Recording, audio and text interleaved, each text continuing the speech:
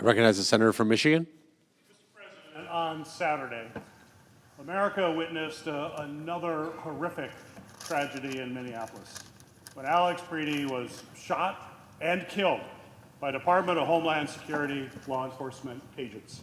By all accounts, Alex was a dedicated member of his community. He served as an intensive care nurse at the Veterans Clinic in Minneapolis, and on Saturday, he was simply exercising his rights as an American, the very same rights for those veterans that he fought to protect.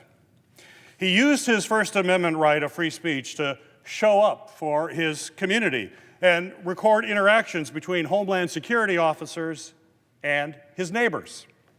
When agents became violent with a female protester, he stepped in to protect her. He also exercised his Second Amendment right to bear arms, and despite no evidence that he was threatening anyone or holding anything but a phone in his hands, officers still shot him repeatedly and killed him. The American people have watched the videos. They have seen with their own eyes the evidence of DHS's unjustified behavior and excessive use of force. But mere moments after the shots were fired, DHS officials jumped to the claim that Mr. Preedy was a domestic terrorist and an assassin who wanted to massacre law enforcement. I want to be very clear with this, Mr. President. Those statements are lies.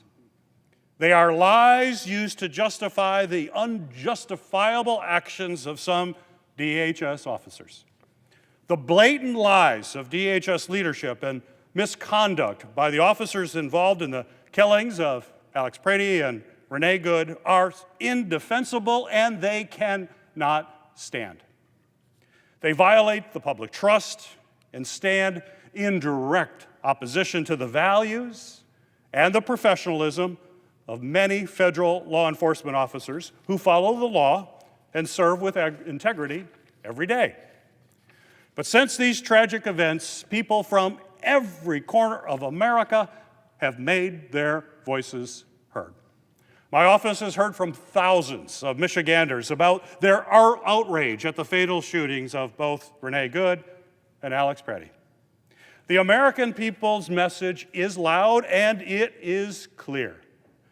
They're fed up with the Trump administration's mishandling of immigration enforcement, and they are demanding that we do something about it. Americans have every right to be enraged. I am outraged, and every member of this chamber should also be enraged.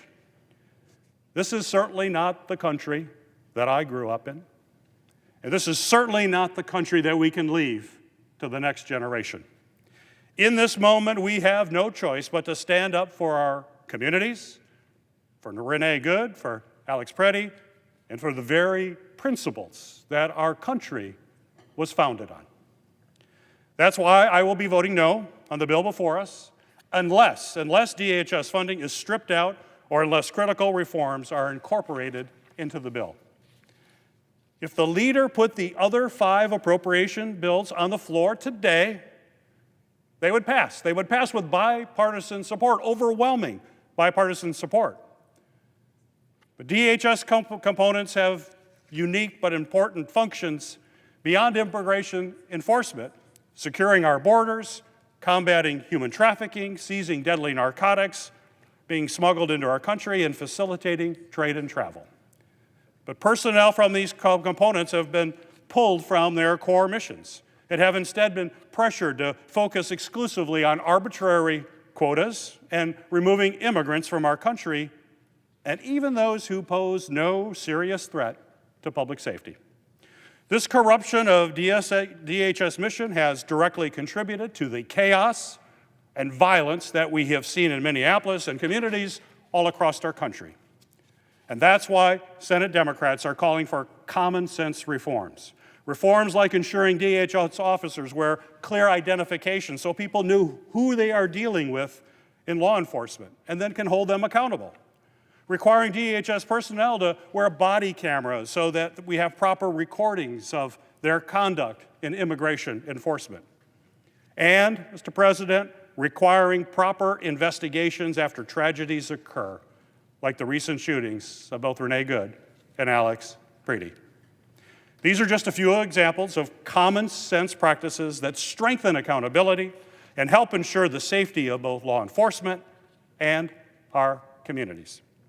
Our local law enforcement personnel already follow them, and we shouldn't expect anything less from our federal law enforcement. There's no question immigration enforcement is necessary, but we must conduct it in a way that is both humane and safe. Clearly, that's not how this agency is operating today. But now is the time to act, and I urge our Republican colleagues to join us in putting real guardrails in place and not just acting as a rubber stamp for the Trump administration. President, I yield.